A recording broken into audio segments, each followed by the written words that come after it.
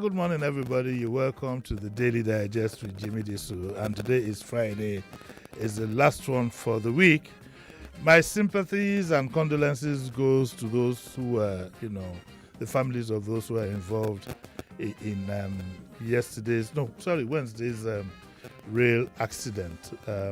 For those who lost their lives, may their souls rest in peace.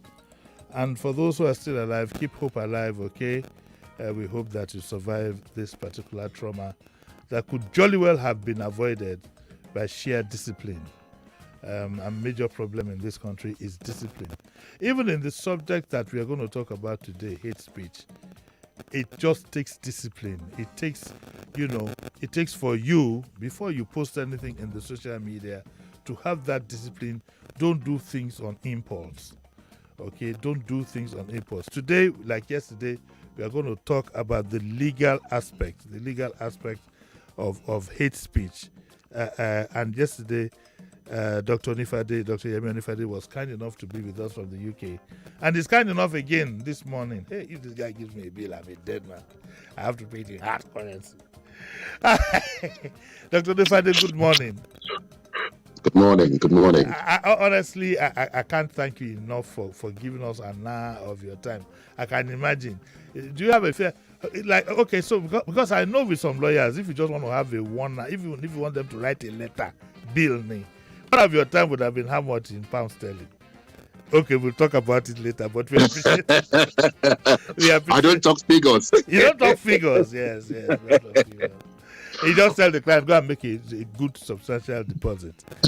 Okay, so Dr. Ifade, we were talking about hate speech yesterday. If you didn't listen, you didn't get to catch us yesterday, of course you can go to YouTube and you'll find it there. Just put Daily Digest with Jimi Disu and they will come popping. Okay, so today there are 4 things that you said you'd like to touch on. The first is incitement in international law. I think that incitement, correct me if I'm wrong, Dr. Nifade, incitement could be if what you have said has pushed other people to doing certain things, And I think you hinted a bit at it, like what happened in Rwanda when some people were saying, oh, go and kill the cockroaches, and they pushed people to go kill between the Hutus and the Tutsis or something like that. Okay, that's what, yes. Then we said we're going to talk about the concept of universal jurisdiction.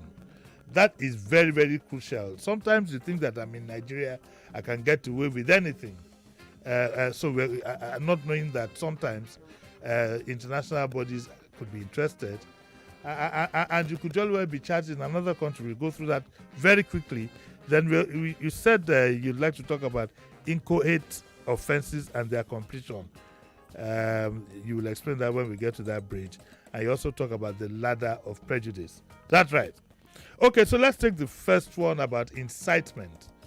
You mentioned something in passing yesterday, but you probably want to expand it a bit, but also knowing that we don't have that much time and also people would love to call in. By the way, I've gone to battle the marketing department to please reduce the advert time, and I hope that takes place here now so we have more time to talk. So, Dr. Olifade, let's start from incitement in international law. What did you have in mind when you said this? Okay. Incitement is like instigating something. Yes. When you prompt somebody to do something. And because when we talk about hate crimes, and in this case, hate speech. Yes. As I said yesterday, it's quite fluid. So hate speech itself could be termed broadly as applying any expression, speech which is abusive or insulting or intimidating, harassment. However, it's not just the speech, it incites violence. It incites hatred or discrimination. You see, hatred, violence, discrimination against somebody or a group of people based on their, in this case, we're talking ethnicity. Yes. So whilst that hate speech becomes so broad, to pin it down, the international law and domestic law as well looks at it as incitement. So as I pointed out yesterday, go and kill the cockroaches. That is euphemism. But for those who you're speaking to, you say it's dog whisper. The dog whisperer. It's a dog whistle, rather. It's a dog whistle. Yeah. The dog can hear it. It's like with the local dogs, when you tell a local dog, catch him. Catch him, yes. Catch him. So the dog knows, the dog can hear it, but other animals can hear it. Yes. So it's dog whistle politics. So is there a specific penalty for that? It depends. No, there's no specificity in the penalties, because if you incite somebody to murder, is different thing from incitement to genocide, for example, and then it becomes a different matter if it becomes a war crime. So those kind of things. So it's not a specific penalty. The court will decide, as it's the statute of Rome, for example, does not indicate a particular penalty. But in a lot of instances, the courts look at commensurate penalties. And the important thing here is that whilst things are being said now and people think there is no penalty, there's nothing happening. After the election, if there is violence, it will be traceable back to all the kind of things that are being said now. Yes. Are being said now on the social media and in public spaces. Even yesterday, you gave the example of people who are still being prosecuted for things that happened during the Second World War. Correct. And if you remember, and I will touch this later again, if you remember after the elections in Ivory Coast, yes, Laurent Gbagbo. Yes, Gbagbo, yes. And yes, he was taken to the international court. Even Uhuru Kenyatta, you remember? Yes. Yes. So these things are not totally without consequences. So the incitement, the way the courts have looked at the incitement is that you and I can be sitting in my private living room and I can talk all the nonsense I want.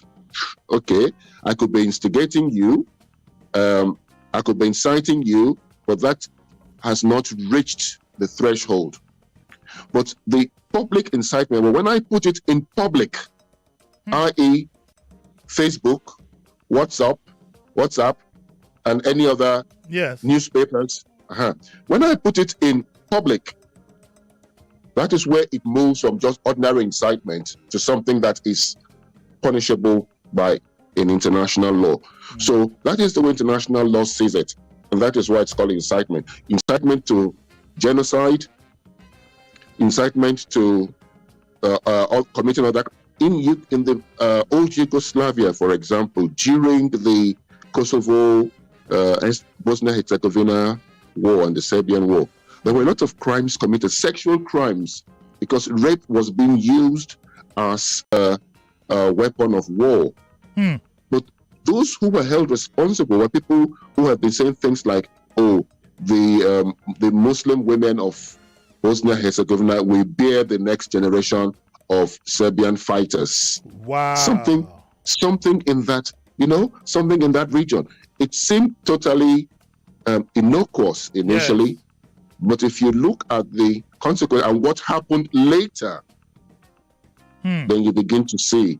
After the dust has settled. Yes, there were graffiti on the wall depicting women of Bosnia-Herzegovina, Muslim women, as sexual objects. So the artist can just say, "I was only drawing something." But what happened later showed that these drawings, these statements actually encouraged, i.e. incited these things. And the International Tribunal on the War Crimes in Yugoslavia actually took that into cognizance when it was dealing with people. So that is what incitement is, and it is recognized in international law. Now, I move from that to what I call the inchoate offenses. So let's go back to that, my example. We're talking in my living room.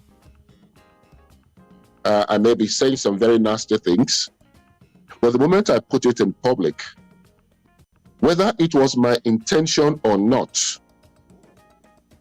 the people who read it can become incited, and therefore my offense is complete. It's like saying we're planning to go and do something bad, and they say conspiracy to rob, conspiracy to murder, conspiracy to murder.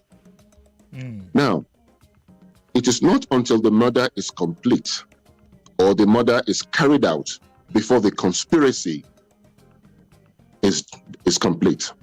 The moment you begin the plan, the moment you start to act on it, that conspiracy is complete. And that is what is ongoing. So, incitement to genocide, the genocide itself does not have to have happened before the incitement is complete. And that is why they're inchoate offenses. Can I ask what sounds like a dumb question? What exactly is genocide? I have an idea, but I'd like it well defined. Just so that yes, we hear about genocide. Is it genocide? Is it the act? Is it the physical act of attacking people, or what exactly is genocide? It is the act of killing with intention to wipe Killing out the with gene. intention to wipe. Okay. To wipe out the gene. The gene. The gene. You want to kill the gene. Genocide. You want to kill the gene, the genealogy. Okay. You want to wipe out that race. You want to wipe out that race. You see? So if you have a lot of incitement against a certain ethnicity, then you can see how that can easily lead to some kind of violence with the intention of wiping out that ethnicity. Now, maybe not off the surface of the earth, but off a particular geographical location. Physical, right? So, yes. Physical. Yes. Physical, yes. Physical, yes. The incitement to the physical. Now, the physical does not need to have happened for the inchoate offense of incitement to be complete. And that is the way international law looks at it. So, if you begin to say he who buys from the Igbo man is a bastard, what you're doing is you're creating avoidance in the mind of the non-Igbo people. And by creating such avoidance, you're going up that ladder of prejudice, which I will touch on later, and you will see how it leads to very, very bad things. That way, you are guilty of incitement. Now, you can... Yes, okay, please finish, sorry. You can say, I'm doing this in Nigeria, therefore I'm okay. Yes, there's no law against it. And this is where the universal jurisdiction comes in. Because the universal jurisdiction applies. The Statute of Rome, for example, which is the statute that created the International Criminal Court, the Statute of Rome tells you that the court shall have jurisdiction over natural persons pursuant to the Statute of Rome. So any natural person, if your country has signed up or your country gives the permission, or your country is unwilling but gives the permission that you be tried, it can be. But are we signed up though? Yes, we are. Nigeria is, yes. But the universal jurisdiction even goes slightly further. And this is where people might find, because it's a kind of jurisdiction that can be assumed not only by the international courts, but by countries, where the offense is deemed so bad that it is a crime against everybody, a crime against humanity. You remember Agostino Pinochet? Oh yes, of Chile. Yeah, of Chile. Yes. You remember where he was arrested in the UK to be tried for crimes committed whilst he was president in Chile? Yes. So that is one of the kind of things that falls under that universal jurisdiction. So you commit the crimes in a different jurisdiction, and when you find yourself in another jurisdiction, because that crime is deemed as so bad, it can be tried there. It has universal jurisdiction. So crimes like incitement to genocide, incitement to ethnic hatred, and all those things could fall under universal jurisdiction where the physical acts have been committed. Okay, let me tarry a while, because from yesterday we did have people who wanted to ask questions. I don't want us to go so much and not give people the opportunity to ask the question. So our lines are open: 0700 993 993 993, and the female line, the line for females. Doctor, we are female friendly. You know what it is. So That's good. So we have this line specially for women: 01465 7190. Essentially, so that we men can live in peace. I hope that I haven't committed any offense there. Let's pick the first caller. Hello, good morning. Let's pick the first call. Morning. Good morning, Uncle Jimmy. Morning, sir. Please go on straight. Lucky Lola from Magdoro. Yeah, morning. Please, how can I say a word, without people referring it to hate speech? Because a politician once said that he doesn't read any social media message anymore, that whenever he do, it gives him high blood pressure and all that. So I want to ask, how can I say something the way it is without people tagging it as hate speech? Okay. Yes, that's a good one, Doc. Yes. Well, I, first and foremost, you will answer him, but let me just paraphrase my thoughts. I think common sense will tell you what hate speech is if you are directing some kind of speech at a particular ethnic group or set of persons. There must be discretion in that, isn't it? Can it really be defined in particular words, Doc?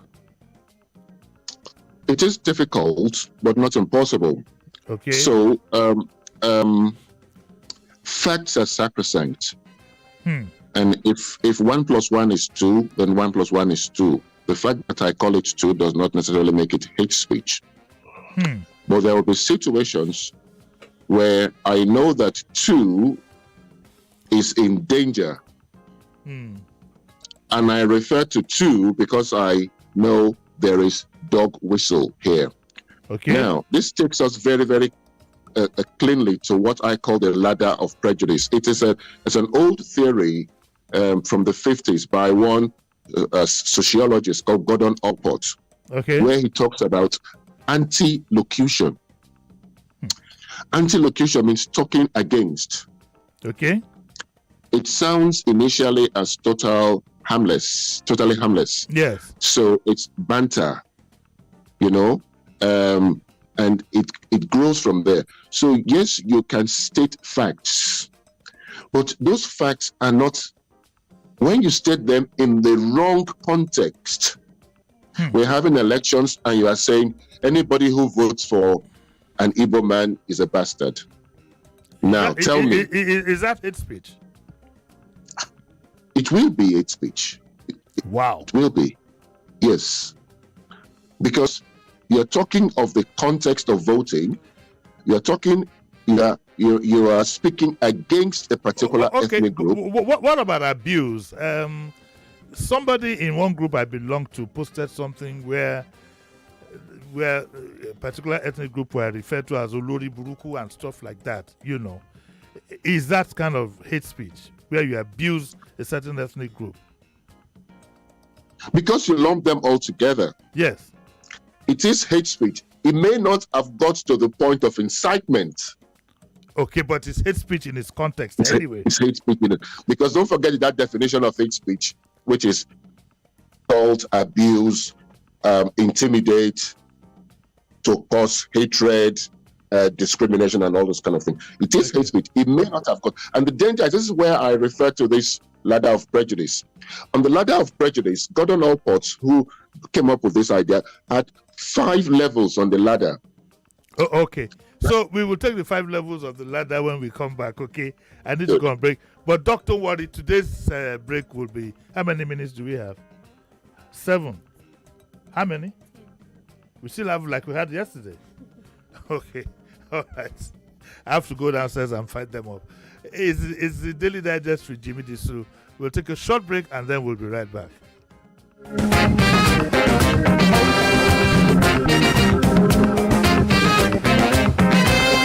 Don't touch that dial. Daily Digest returns in a moment. The home of entertaining conversations. I personally think Liverpool of last season that lost the title were better. That's my personal opinion. Somebody who has the virus refused to isolate. That's even attempted murder, in my opinion, because you know how dangerous this virus is, and you refuse to do the right thing. It should be a crime. 99.3. A young man like me, looking for what I will trust myself. As police are collecting my money. You know, evil. Okay, later I will say Yahoo Yahoo. I'm not doing Yahoo Yahoo. I have a luxury shop. Your number one station for talk. 99.3 Nigeria. In the heart of Lagos. News, talk, and sports. Only on one dial. 99.3 Nigeria Info. There is a huge difference between the relative experience of salary earners and those of business owners and entrepreneurs. Someone who has never had cause to set up a business of his, who has never had cause to source for funds, turn it around, pay salaries, pay back the loan, and still make profit cannot be expected to be hands-on when saddled with an economy the size of Lagos. Experience that hasn't curbed Lagos's 24 years of reign. Experience that hasn't addressed Lagos's perennial flood. Experience that currently leaves us with over 2 million out-of-school children. The duo of Jando and Funke have been investing in Lagos's economy for about 2 decades, running their personal businesses, employing peoples with track records of success. Lagos needs a breath of fresh air. Vote Dr. Abdulaziz Olajide Adediran Jando as Governor of Lagos State. PDP! Power to the people!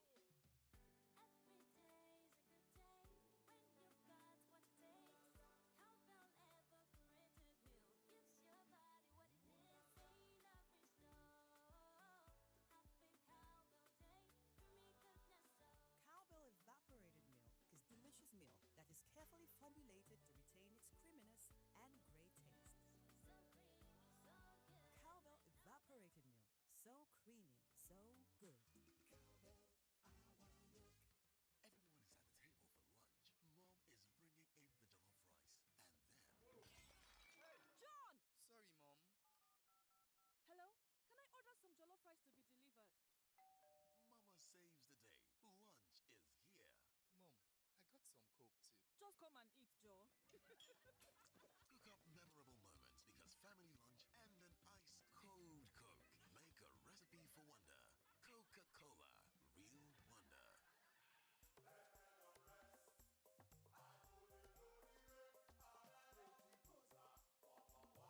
With 25 naira, you fit win 500,000 naira. Paper don't rest. With 50 naira, you fit win 14.3 million naira. Dorime, with 100 naira, you fit win 850 million naira. Visit www.betway.com.ng.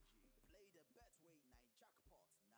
That's the responsible way, not for persons under 18. Oh no, my line has been barred. Not to worry. Link your NIN and unbar your 9 mobile line with ease. Dial star 996 hash and select option 2. Or visit 9mobile.com.ng. Also pay for calls and strategic data when you link your line. To enroll your NIN, please visit any 9mobile experience center now. Remember, dial star 996 hash, select option 2, or visit 9mobile.com.ng/NIN now. 9 Mobile.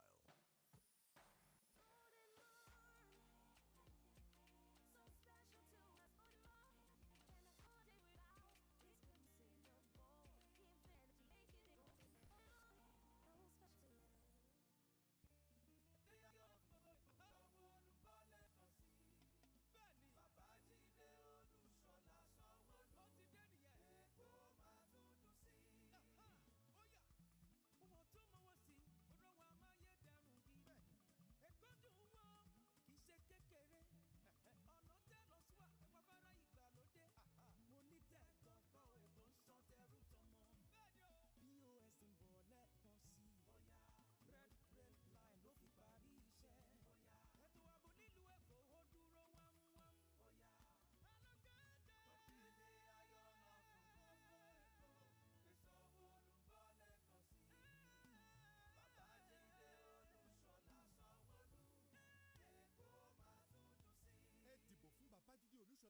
òṣèlú fún gómìnà àti Ọbáfẹ́mi fún ìkéde lẹ́kọ̀ọ́.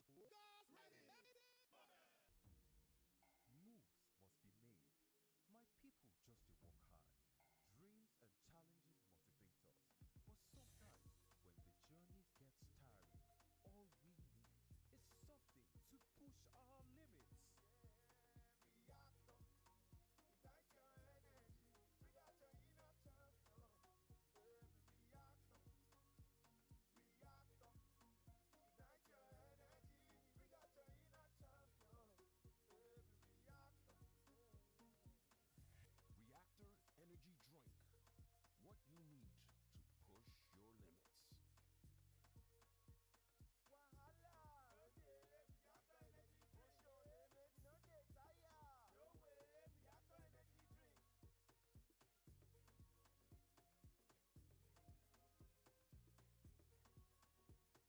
Reactor. Push your limits. My guy, make we dey go now. Our guys dey wait o. Bros, my body no gree cooperate today o.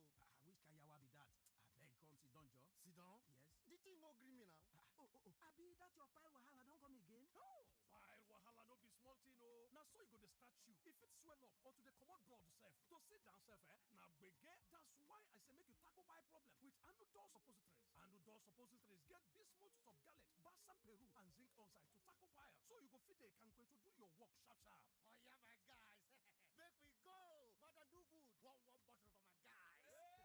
Anudol suppositories. Now your relief for pile. Anudol suppositories. Now daily need industries they make am. Make una read the product leaflet o. If after 2 days you know better, go see your doctor.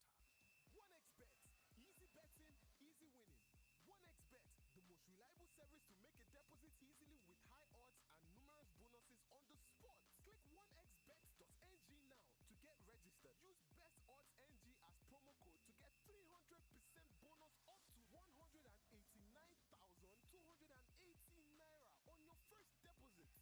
Easy to use, easy to win. 1xBet, the reliable bookmaker. Every day is a good day when you've got what it takes. Cowbell evaporated milk gives your body what it needs. Ain't average no. Happy Cowbell day, creamy goodness so. Cowbell evaporated milk is delicious milk that is carefully formulated to retain its creaminess and great taste. So creamy, so good. Cowbell evaporated milk, so creamy, so good. So, as you wake up one first check highlight for early momo, you can remember, say, time for school runs don't reach you. Baller wey sabi, the 1-4 hand for there. How you go do your thing, can still catch up with your game. That na baller wey sabi. How you go do your waka, can still watch the game full time. Abi, come on, baller. Showmax dey your side, sake of say, dem dey summer you with better leagues for any screen, anytime, any day. No matter where you dey. For chicken money will be 3,200 naira a month. Live from Supersport on Showmax Pro. Make you sign up for showmax.com. Looking for a better way to give reward. Yeah, you want show your body love. Cash token there for you. You no need to bother anymore. Just dial the code 6700. Instant cash wey go switch your belle. Whenever you recharge or pay your bills. Win 5k to 100 million. 6700. You fit buy the token for yourself. Give them to your family and your friends.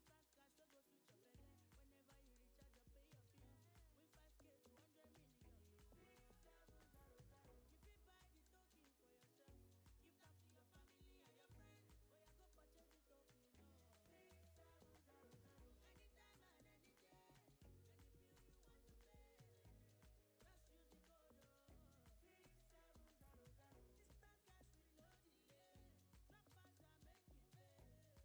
cash with no delay.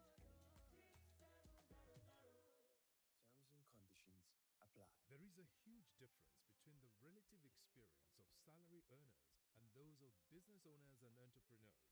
Someone who has never had cause to set up a business of his, who has never had cause to source for funds, turn it around, pay salaries, pay back the loan, and still make profit cannot be expected to be hands-on when saddled with an economy the size of Lagos. Experience that hasn't curbed Lagos's traffic in 24 years of their reign. Experience that hasn't addressed Lagos's perennial flood. Experience that that currently leaves us with over 2 million out-of-school children. The duo of Jandor and Funke have been investing in Lagos's economy for about 2 decades, running their personal businesses, employing peoples with track records of success. Lagos needs a breath of fresh air. Vote Dr. Abdulaziz Olajide Adediran Jandor as Governor of Lagos State. PDP! Power to the people! 99.3 Nigeria Info. Your number one station for talk. Let's talk. Welcome back. Welcome back. This is Daily Digest with Jimi Disu.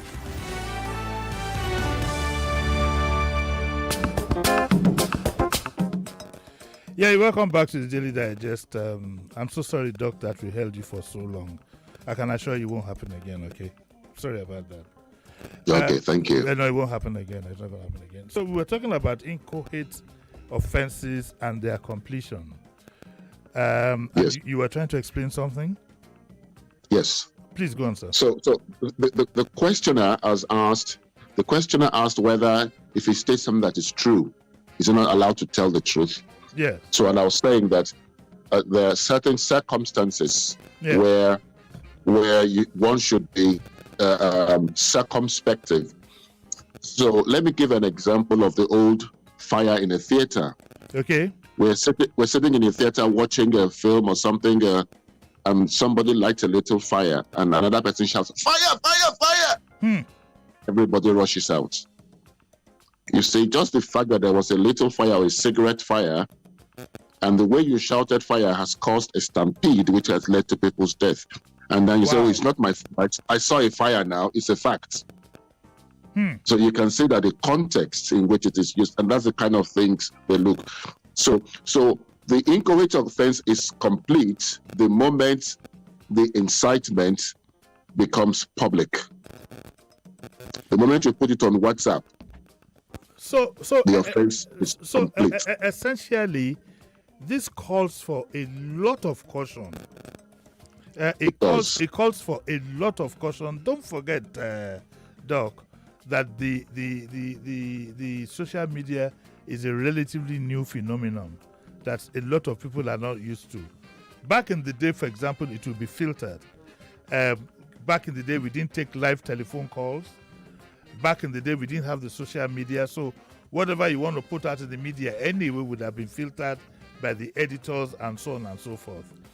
But the world is completely intolerant, and correct me if I'm wrong, and that there are no excuses for this kind of what I would call indecent behavior, criminal behavior. And that is what our people need to, we need to stress to our people. Can you say, for example, I would say, if you get a WhatsApp message and you want to forward it, why don't you tarry a while? What's the hurry? What all of us if you forward a WhatsApp message, you're taking responsibility for it. Just there's as nothing the originator. Yes, there's nothing like forwarded as received. No, once you forward it, you are now disseminating that information. Yeah, you are because responsible. I do see, I see that phrase a lot, forwarded as received, as if you want to excuse yourself from it. And just for those who didn't listen yesterday, he talked about administrators of WhatsApp groups who will be held responsible for anything. What's the time frame by which this kind of thing can be on a platform? Because an administrator has a problem. If, for example, somebody posts it and I screenshot it, okay, within a minute before he can take it down, how does he absorb himself of that liability? Well, that becomes a question of facts in court if it gets to court, because if he has taken reasonable steps, yes, then it is seen as fair enough. It is if he has not taken the reasonable steps or the required steps, when there's a negligence or criminal negligence there.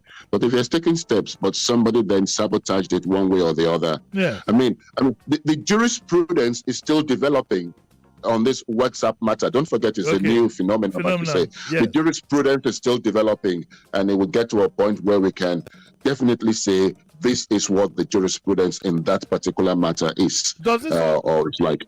Does this also affect something like retweeting? It's just as of course. bad. Yes, it's just as bad. Yes, just as bad. Yes. Okay, what about false information? Outright false information. Is that a civil matter? It could be civil, it could be criminal. False information could be libelous. Yes. It could be slanderous. So there are.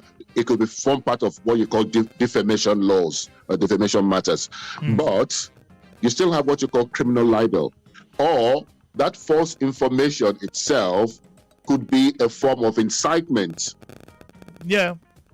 Okay. It could be a form of. I tell you what it was. I had a politician in the last election, not these ones, last election, who came and said, "Oh, on live radio, that as we speak, a particular ethnic group were not being registered then, not even now."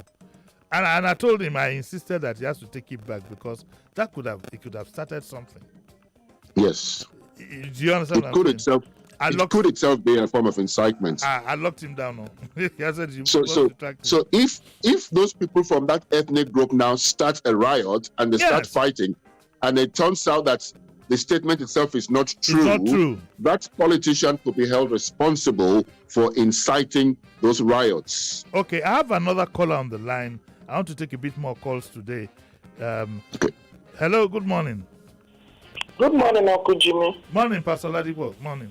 This is Pastor Ladipo calling from Orelegum. Yeah. Now, Uncle Jimmy, what about a situation where you either said something or tweet something and someone else amplify that thing and that thing is misconstrued? Will you still be held liable when you are called to explain? You said, that is not what I meant, but I don't know how this person amplified it. Please let him clarify that. No, I want you to clarify your own part. What do you mean by amplify? Thank you, sir. Maybe I said something and someone else just add a voice and twist it and maybe give it another coloration. That is what I meant. I would assume, Doc, that it's the person that gave the coloration that will be held responsible, isn't it? Okay. It's a slippery slope. Oh, really? Yes. Let me go back to that ladder of prejudice I was going to adumbrate earlier on. Yeah. So it starts with antilocution. Antilocution means speaking against. Antilocute, speaking against. It will be things like, those people are this, those people are that, all the Yoruba people are this, all the Hausa people are that, all the Igbo people are this. It seems totally innocuous. But according to Gordon Allport in this theory, that creates a basis. A majority of people might not go more than that, but that creates a basis for people who want to move one step up that ladder. And one step up that ladder is avoidance. So from antilocution to avoidance. Don't buy from those people. Don't sell houses to those people. Don't sell land to those people. Okay. So even even agents who have been through the list, and they say, oh, we want Indians for this property. Then they say no Igbo. I've seen that. Yes. You could be. So don't sell to. So you see, you have moved from one step of seemingly innocuous antilocution to avoidance. And he uses the example of the Second World War, where the Jews were treated. It was initially, there was all this stupid, false information, false things about Jews. Jews are this, Jews are that. And then it went to, don't buy from the Jews. Wow. And then, once that avoidance is complete, where people isolate minorities or other ethnic groups, it moves to the next one. It creates the perfect environment to move to another step up the ladder, and that step is called discrimination. So you have moved from antilocution, which is just like banter, which is just like insulting one another. You have moved now up to avoidance, up to discrimination. And when discrimination becomes either formalized, practiced every day, it gives room for another fewer group of people in society to move another step up, and that step up is physical attacks. But you see, so you can see how they are going up and amplifying it. If fewer people, they go up, and then the final step of that is the genocide we saw in concentration camps and all those things during the Second World War. You see, it all started with the innocuous anti-locution. Sorry. You see, since I started this advocacy on Tuesday, I've had a lot of cynical people who say that, oh, you're just making a mountain out of a molehill. It's not that important. It will never get to us. I've even heard people say, who knows me? Is that the right attitude to have? It's the wrong attitude to have, actually. It's the wrong attitude to have, because everybody's little contribution goes towards the final outcome. So if you are, as I said, majority of people will be at this bottom, this anti-locution, this bottom of this ladder. Yes. And very few will be at the top. Yes. But if that bottom is not well established, the next level of the ladder would not be able to come in place. Okay. So everyone thinks I'm inconsequential for what I say. It's just nothing. Yes, what you say may be nothing now, but it could feed something. That is what this caller just asked. Somebody amplifies it because you have built the foundation for it. In science, when you research something, some scientists will get somewhere, they build a foundation with another scientist comes and builds on it. He doesn't just take the credit for it, he refers to the person who started it as well. So your own contribution may seem nothing, but at the end of the day, you're part of that problem. Okay, since you're not part of the solution. Okay, we have so many calls coming in, so let me take the next one very quickly. Hello, good morning. Good morning, Okujini. Morning, sir. Quickly. This is Chief Joseph. Yes. From Ukwaso, Brazil. Yes. Please, the issue of hate speech and the amplification. Yes. The analyst there is citing World War, Rwanda, and all those places. Don't we have such cases in Nigeria? That you can which have happened to us in the past? Okay, that's a good one. How are we amending it? Because going by things happening in Nigeria, because that this law is used to suppress people from hearing their suffering and what is happening to them. Okay. Just like this present government that is trying to exist. Okay. Even the same kind of government. Okay. Look at his kitchen cabinet. The whole people in place in government. Are they not something that we could start happening on? Okay. But if somebody say it's hate speech, they are allowing things to continue to linger. We are not speaking up from our internal problems. Okay, thank you very much. It's a defeat to all of us. Okay, thank you. Thank you, sir. We only allow 1 minute, and I think your point has been made. Doc, please take that off so I can see him. Doc, the point, the first question he asked was, do we have any Nigerian example we can give?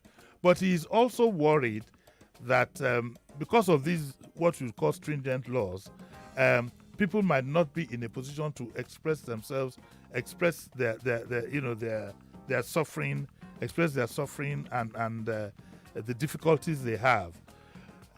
To prepare you, I would say that you can always express yourself and the things you can always express yourself and the sufferings you are going through without avoiding using hate speech. You can even make your point very vociferous, picking your words carefully. Okay, picking your words carefully and reasoning it out. You don't come and just make general statements that can get you into trouble worldwide. People need to understand that. It's a matter of the use of language and the action therein, but I'll leave it to you. I agree with you. I'm reluctant to talk about specific incidences in Nigeria because there have been so many. But I don't know if you remember the Zango Kataf incident some time ago in which one General Zamani Lekwot had to face some consequences. He went through, he got, and all these kind of things. There's so many things. We can even go back to our Civil War and see what happened during the Civil Wars and see how we got where and how. But it will be too contentious, and we'll find ourselves arguing about very little points, and we won't have the time of the day. That's why I make the general expression, general examples, and look at. But going into specifics in Nigeria will take all of the time, and we will be arguing over little details and facts, and that's why I've avoided using Nigeria. But I want us to learn from the experience, international experience. That's why I've used Kenyatta, Gbagbo, and all the rest of them. No, okay. What about the question he asked about expressing yourself, to show the suffering and anger that you have? You can express yourself. That is not hate speech at all. Yes. But just because I'm expressing myself about what I'm suffering, do I have to blame a whole group of people? Do I have to talk against a group of people? Those people, the government of the day, speak up against the government and say, the government is doing this to me. I'm paying too much taxes. And be direct, not all those people of a particular ethnic group. And that is the difference. Nobody is saying you cannot speak up. You can speak up. There's freedom of speech, yes, but your freedom to speak and say things ends where the rights of other people to exist begin. Yes. Don't deprive them of their right to be.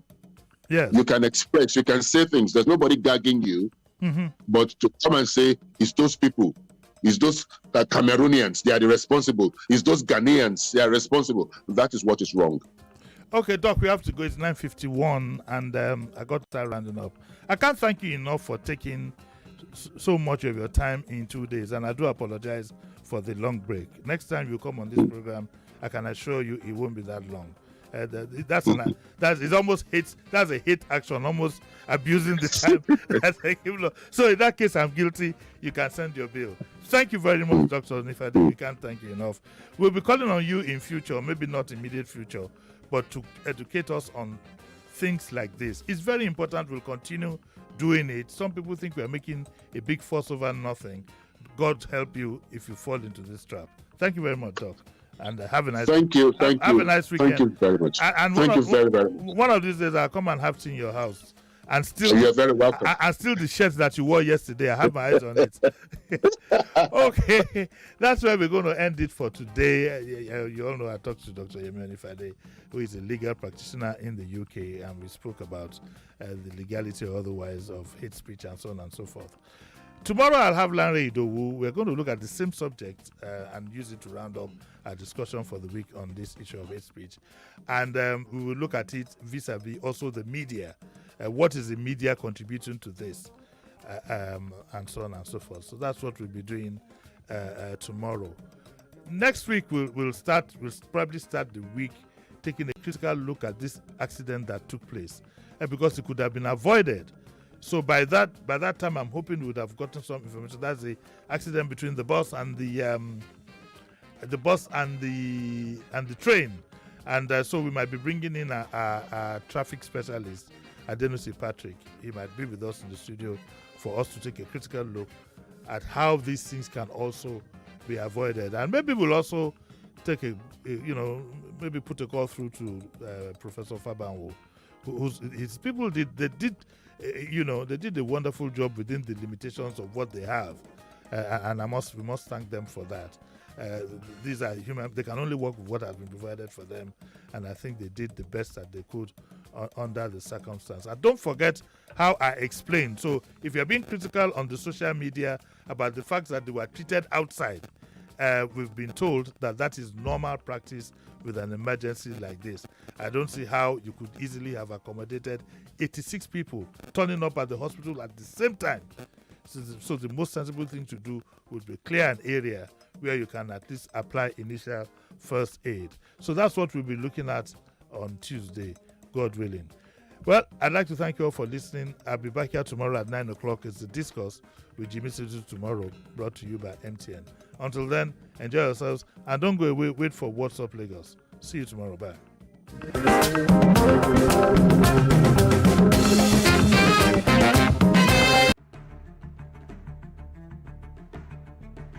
And I want to assume that you would run because I want to give the listeners context for the conversation. In 2019, you were running mate to Atiku Abubakar. What did you learn then that you will not repeat this time? Yes, when is the president coming out to address us? There's a few things. One, I have a burden and a passion for young people. The fact that you have elected a man does not mean then you begin to order him around. The president will do whatever is good for the country at any given time. Mr. Adeshino, isn't the president responsible to the people?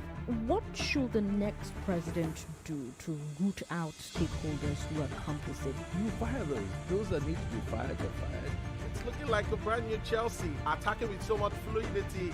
And what can you say about that, Martin? I know you follow Chelsea quite closely. I live close to the Chelsea training ground. That's what you mean by that. I'm not.